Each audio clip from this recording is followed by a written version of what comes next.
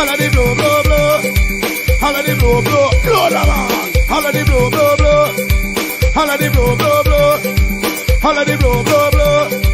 Holla the blow, blow. We go have a grand time all night tonight. All night tonight. All night tonight.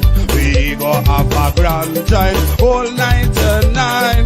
All night tomorrow night. We go have a fine time all night tonight. All night tonight. All night tonight. We go have a fine time all night tonight. All night tomorrow night. Let me go. Holla the blow, blow, blow. Holla the blow, blow, blow. Holla the blow, blow, blow. Holla the blow, blow, blow the man. Holla the blow, blow, blow.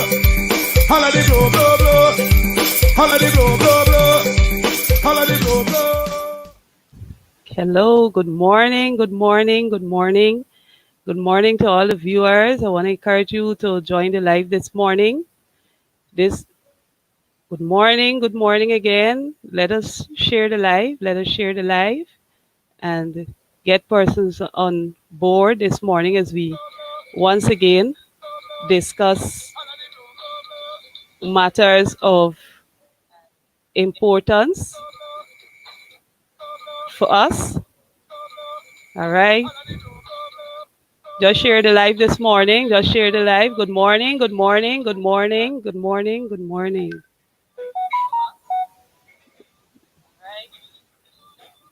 Just share the live this morning.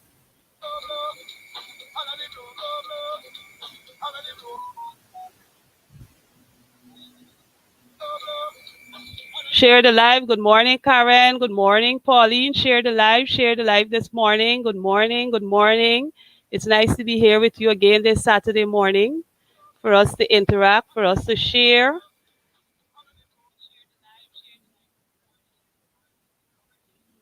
Good morning, Miss Peters. How are you? I know we're all preparing for the Christmas holidays and everything that goes with the preparation for Christmas. Good morning, Miss Booker. Nice to have you on the show. All right. Share the live this morning. Come on. Good morning. Good morning.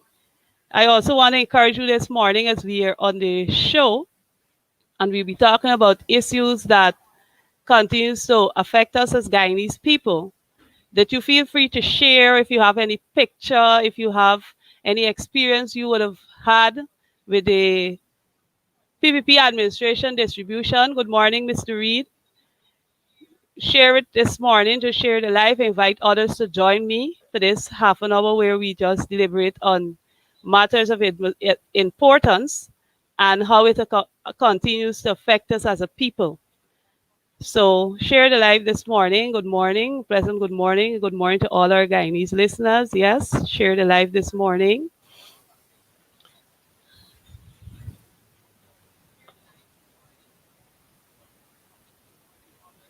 All right.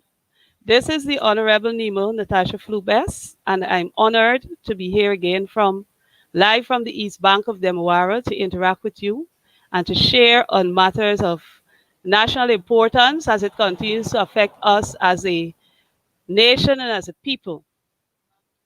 Let me start by saying that we continue to witness throughout the week the continuous discrimination against African Guyanese that are being fired by the PPPC fraudulent administration. And we know that especially during this Christmas time, a lot of families will not enjoy some of the things that they usually enjoy, the abundance of having enough food in the house for the kids, for the family. Some persons would want to, have a little extra. But now, if you're being fired and you're at home, it means that the family will not be able to enjoy some of all that they would have enjoyed during the last 5 years under the coalition. And so this morning, we want to call out on the PPP fraudulent administration to desist from attacking the African Guyanese. We see again with the Haitians what they've done to them. But yet still we have others coming into the countries and they're not being treated in such a inhumane manner. And so these are things that we need to continue to speak out about. We need to talk about it. We need not to hide our heads in a corner to say that, this is not so, this is not happening. But this is what is happening around us, and we need to continue to share and talk about it. Let others be aware of it. The more we speak about it, the more aware persons will be of what is affecting us as a people. We also recognize this week with the court matter against Ms. Waldron, we recognize that the court has proven her to be illegal in the parliament and in her ministerial position. And of course, with the dual citizenship that she would have had when she was sworn into parliament. Now, this is a matter that, again, we see that the PPP administration, the matter of integrity and honesty and decency is not forthcoming. And so, again, we want to remind them that Guyana is for all Guyanese. I see your question, Mr. Reed. I'm coming to that a little later on the COVID money. We also see, and again, to address Mr. Reed's question, the widespread discrimination of the COVID relief grant to selective households continues. Only this week, I received phone calls from Susdike, Timeri area, where the COVID grant is being distributed, and in one yard, there's 4 houses. One household received the money, and they're different families. In another yard, there are 3 houses.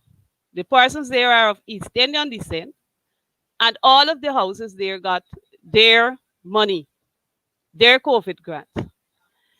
Even though one of the recipients hadn't her ID card to sign for the money, but somebody else was allowed to identify the individual and sign for them. Now, how are we talking about uniting and bringing Guyanese people together when we see the blatant practice of discrimination in the manner in which this COVID grant relief is being distributed? These monies, as I would have said before, it is not PPP money. It is the taxpayers' money. All Guyanese, I want to remind people, all Guyanese ought to benefit from this COVID grant relief. And whatever is being shared, it is a pandemic and everyone is affected in some way or the other. And therefore, if anything is being done, it means that all of us should benefit from it. And so, again, we want to call on the administration to take each of their actions as they continue to practice this widespread discrimination against African Guyanese, and especially communities where they assume everybody would have voted for the coalition and they don't feel that they deserve the COVID-19 relief. They need to ensure that all these communities benefit. I can't tell you today that they're going to Agricola. I can't tell you if they're going to Magdum today. I can't tell you if they're going to Mocha or whatever. But what it seems to be happening is that today they get up and they decide they're going to go to Susdike. And then when you find out, they go on to another location and they give a few persons. And so that is the manner in which the COVID grant is actually being distributed. And it is shared selectively. One person called me to say that it appears that there are 2 sets of persons sharing, those that are of the African descent and those who are of East Indian descent. And if they come to a household where the African people are, it better be the persons of African descent come in to give you the money, or the others would not come to your home. Now, this kind of practice is not acceptable. When we're talking about building a country, we are one people. Our motto tells us we are one people, one nation, and we have one destiny. And therefore, all Guyanese ought to be benefiting from the COVID-19 relief grant. I'm really proud of the people at number 3 that was on the media, and that's what you need to do. Call in the media when you see them coming to share and they're being selective in their distribution. Highlight it on the media, highlight it on social media. Let the world see that what they're saying from one side of the mouth is not being practiced. And so these are things that we need to highlight as a people.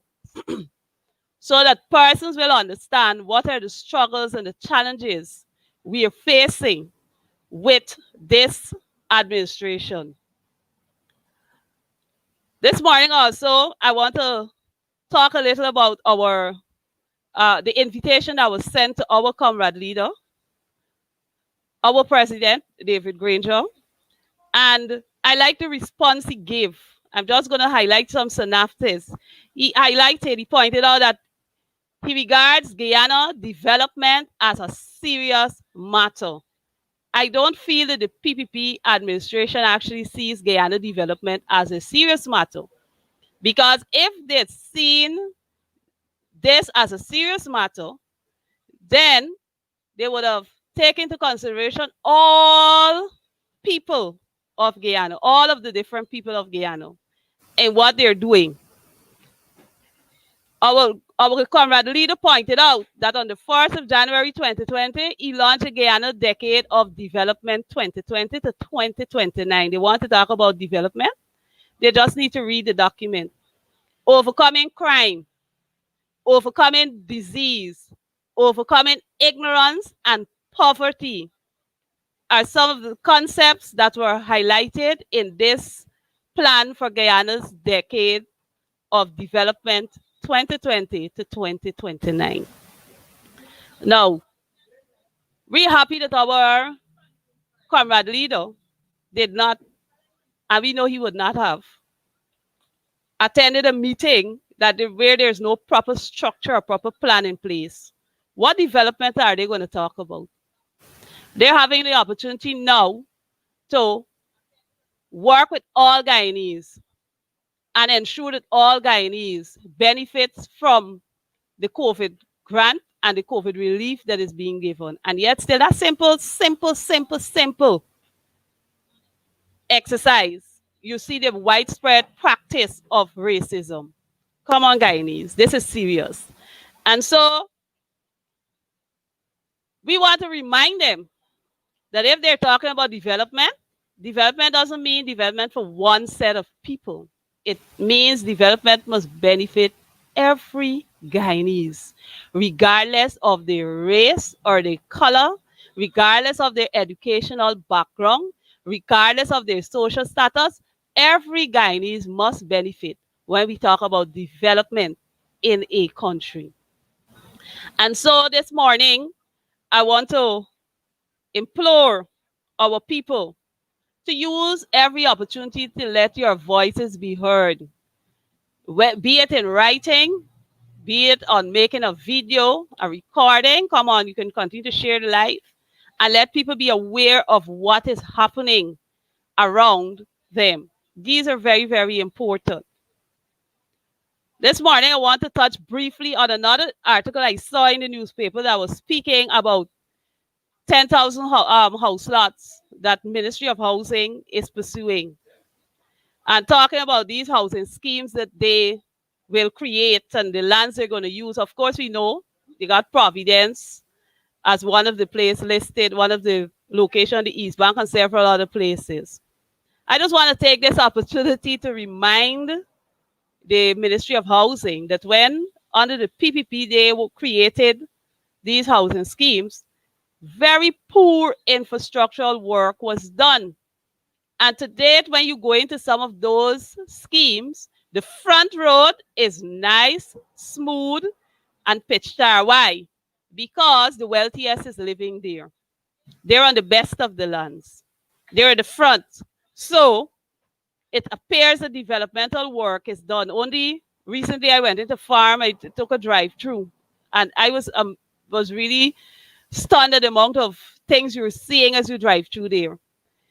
And you see the front road, well pitched, well tarred. The house is there because, again, it's for the elite. But when you drive down into those schemes, you recognize that the people who are poor, as they would want to consider them, and you see the people who are struggling, they're on the lowest parts of the land. They would have spent more monies to develop those lands because they have to build it to make it livable. The drainage is not properly done. And so you find that these people have to spend more money to be comfortable and to have a livable life. If you're talking about development of housing schemes and all of that, I want to encourage the Ministry of Housing to pay attention to what they're doing for infrastructural development. People deserve proper roads. The people who live at the back of those schemes, at the back of Diamond and so forth, and those areas where there's no proper infrastructural work done, you find that their vehicles damaged, so they have to spend more money. They have to spend more money to fill the lands. They have to spend money to build their homes. These are some of the challenges they're facing. So while you're throwing out and rolling out these big dynamics and great plans, please ensure that proper infrastructural work is done to ensure that every citizen or every person that occupies a place in those schemes are able to live comfortably because they have good roads, they have water, they have light, these basic things, services that would help them to do what is important. And so when we talk about development, like I said, our development must cover all Guyanese. Good morning, Miss France. Nice to have you. Good morning, Mr. Pindar. Now I zoom into East Bank issues. I did some visit this week. I was in Prospect yesterday and spoke to some of the residents there.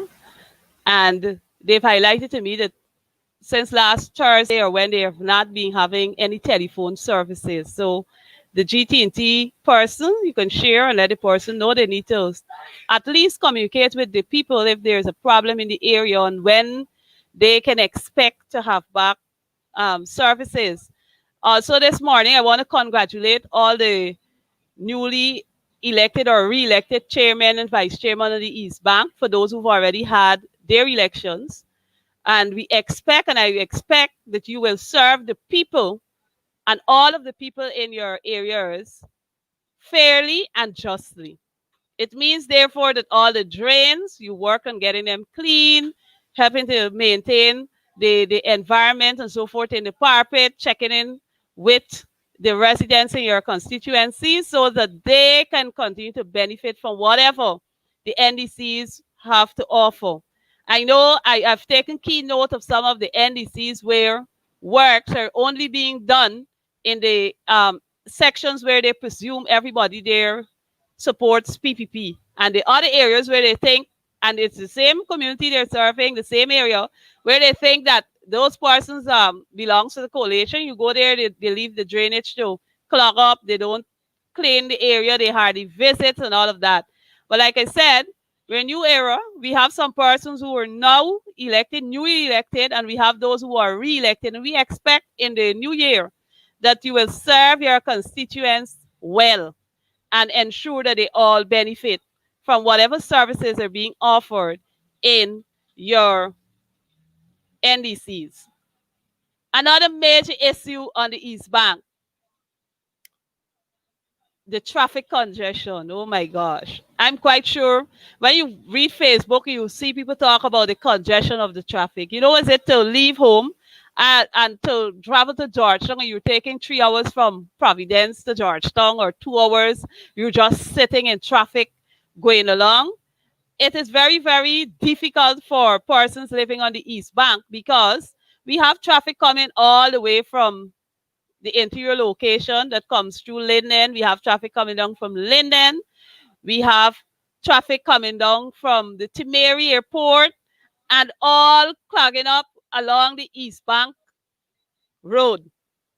We have those small communities the traffic is coming on, all coming on to the East Bank Road. And even though we see efforts are being made to come up with all plans and strategies to divert and direct the traffic, we think that the administration and the persons in charge should start looking at diversion roads. You know, our area, we had a lot of cane field. We know where the cane punts used to pass, the tractors and so forth.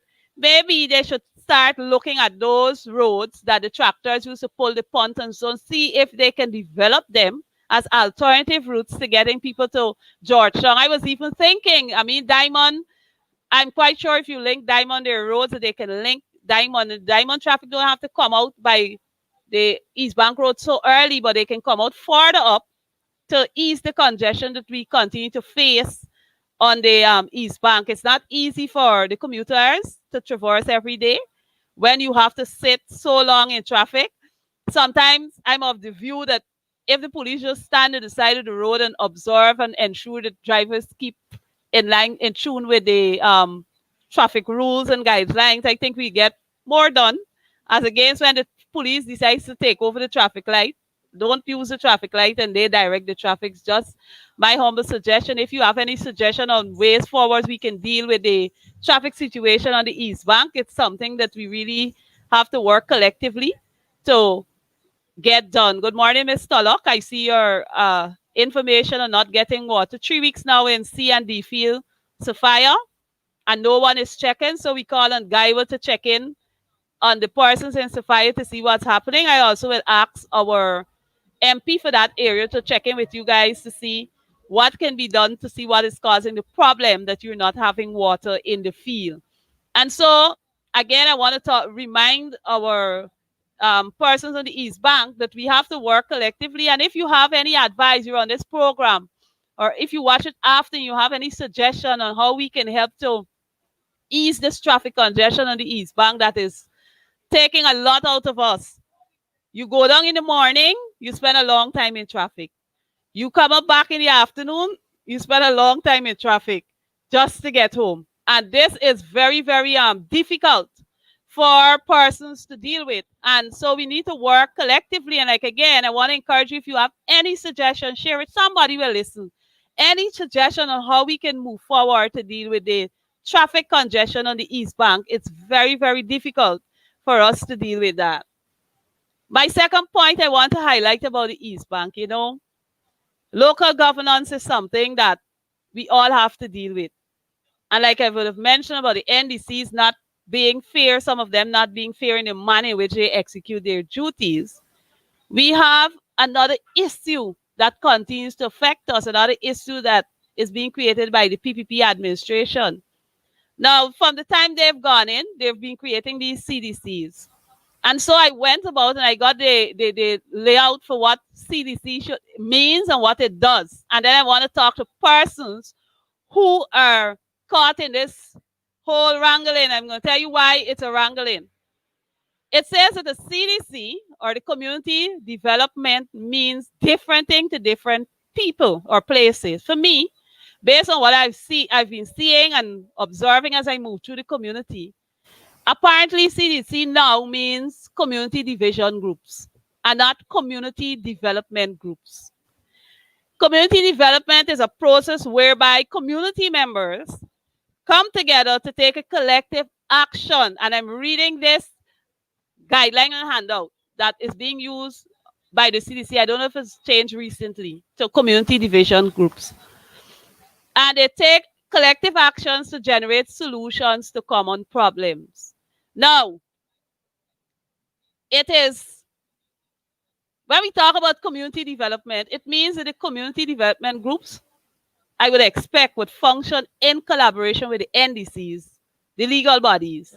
Because if you're having NDCs and you have a number of things to be done in the community, and we talk about community, everyone must benefit from whatever is being done. So if you have the NDC and they're dealing with, let's say there are 10 drains in the community, and the NDC is only able to clean about 5 of them, and you have a CDC, the CDC should be able to fall in to assist in getting the others clean. But you don't want to have a community development group that set up there and then the NDC is cleaning 5 drains and you're cleaning the same 5 and you still have 5 that has not been attended to. These are some of the challenges that we face. And so community development groups, these are some of the things they have. It says that community development is well planned, it's inclusive and equitable, it's holistic and integrated into a bigger picture. So if you're having CDCs in your communities, and again, CDC means community development groups in the community, they should be working in collaboration with the NDC Because as you know, the NDC, you have attached to the region, and then you have the local government and so forth. And they should be working collectively to ensure that all members of the community benefits from whatever is going on. It also initiate and be supported by its community members. We have some issues where apparently these CDCs are being formulated by persons who I would say are bitter in some way or got some issue ongoing, and persons who they assume are associated with the PPP. I've gone to communities and I've looked around. There are persons on CDC group when you find out if they ever attend one community meeting to engage the council or engage the village leaders about any development plan for the community. None. They've never attended none. You find out from persons like when I went to Luluni had, they said before the current CDC that they had was installed, there was a group of people that did absolutely nothing tangible for the community. So when they got a new group, they worked. As soon as the PPP got into power, those persons decided that they're going to get back with CDCs, and so they started division in the community. And it's not only there, same thing, you find it happening in several communities. In my community, there are two set up. I don't know what's the purpose for them, but I expect that if there are CDCs, then they will function in the best interest of the community and not in the interest of a specific group of people. If they want to function in the interest of a specific group of people, then maybe they shouldn't call them CDCs. CDCs ought to be groups that represent the interests of the people. It says the primary outcome of community development is to improve the quality of life. Effective community development results in benefits, mutual benefits. And what are some of the benefits? You have social benefits, cultural, the environment, the economic, and all of these things. Relationships are built and so forth when you have properly established or properly constituted CDCs. Who knows the purpose? Now, if you're in a community, and I know that a number of communities on the East Bank, there was a rush to establish several CDCs. I would say to the members of the community, once there are groups that are not beneficial to your community, they're not doing anything that will benefit the community as a whole, just don't see them. I recommend that you see them. Continue to work with your NDCs, continue to work with the leaders who are there to ensure that work is being done. Another experience I want to share with you with this CDC. I was in Temeri North. Temeri North had a CDC that functioned well under the coalition. After elections and this declaration of this fraudulent government, I have photos where the persons from the community who were presuming or assumed to be PPP supporters went and vandalized the building that was fixed for the people in Temeri North. All the computers were removed. Even the electrical panel was removed from the building, and the fencing for the area was removed. And here is the amazing thing. When you go into the community, you see people trying to erect a home, a building, and so with the same materials, the same things that they removed from the building that would have benefited all in the community to build their home. I have a picture home where someone built a house and took off the toilet door from the CDC building and put it for their door on this house. What madness is that? And so I want to encourage you to ensure that you do not support groups that will not benefit your community. This morning, I want to encourage you to keep working together with your village leaders to ensure that your community is developed. I want to encourage you this morning to speak out. Use the opportunity to speak out and highlight. I know the COVID grant is a burning issue. Like I will say to persons, we all deserve it. But if you find them coming to your community and not giving everybody, I'll tape them, take out pictures, put it up, and let people see what's happening in your community. In closing this morning, I want to thank all of you for joining me. Ms. Tulloch, Mr. McDonald, Ms. Lynette, Comrade Sherwin, Honorable Member Sherwin, nice to see you with me this morning. I want to encourage all of you. Let us continue to work together and collectively to build ourselves and to build on things that will benefit us all. I know this particular time, Christmas time, is a time that reminds us about sharing and caring and loving each other. Let's continue to do that.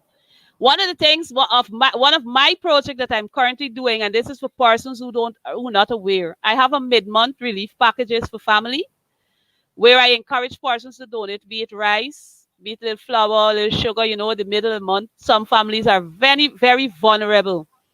And so they might be a security guard and they depend on just one salary. And so what I've been doing is collecting items and putting them together, small packages, and wherever I go, and I reach out with a family who might be in need, a family who might be struggling to find something to cook for the day, I offer the packages. And I can tell you, those packages are going a long way. I want to encourage you, let us be our brother's keeper and let us continue to work together to build our Guyana, our beautiful Guyana. Remember, our motto says, we are one people, we are one nation, and we are one destiny. So let's continue to work together. We are one people. And let us continue to work together for the development and the good of our country. Don't pay attention too much to all the negativity that's happening around you. Let us continue to focus on the good. Let us continue to look ahead because change will come. And I know the change is in the near future.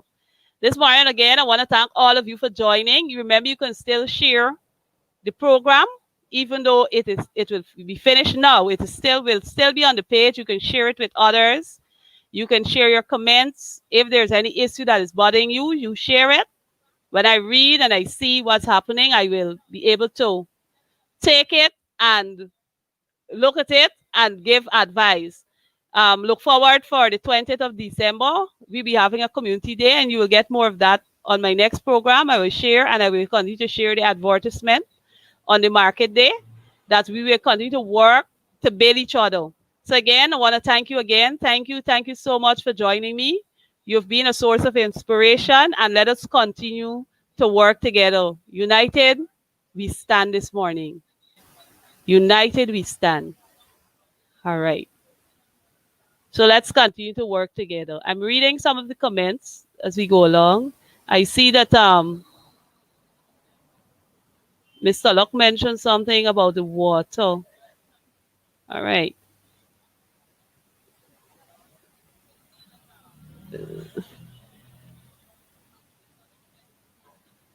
Don't worry there, Mr. Luck. We can deal with that as we go along. We just have to hold our focus and stay strong and help each other. We are brothers keeper. Somebody's talking about the COVID money. Like I said, I can't tell you if they can come today, tomorrow, or next week in your area, but just focus on what you have.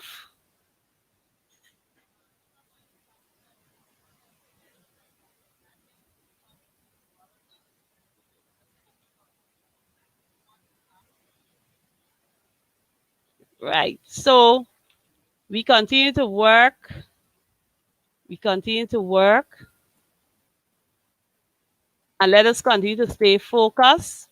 You can follow our live programs throughout the week where you will have regular updates on what's happening in around you. And again, if you have anything that you want, just go.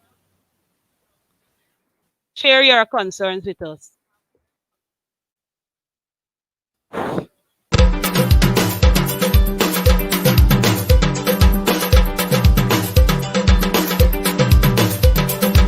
Holla the blow, blow, blow. Holla the blow, blow, blow. Holla the blow, blow, blow. Holla the blow, blow, blow the man. Holla the blow, blow, blow. Holla the blow, blow, blow. Holla the blow, blow, blow. Holla the blow, blow. We go have a grand time all night tonight. All night tonight. All night tonight. We go have a grand time all night tonight.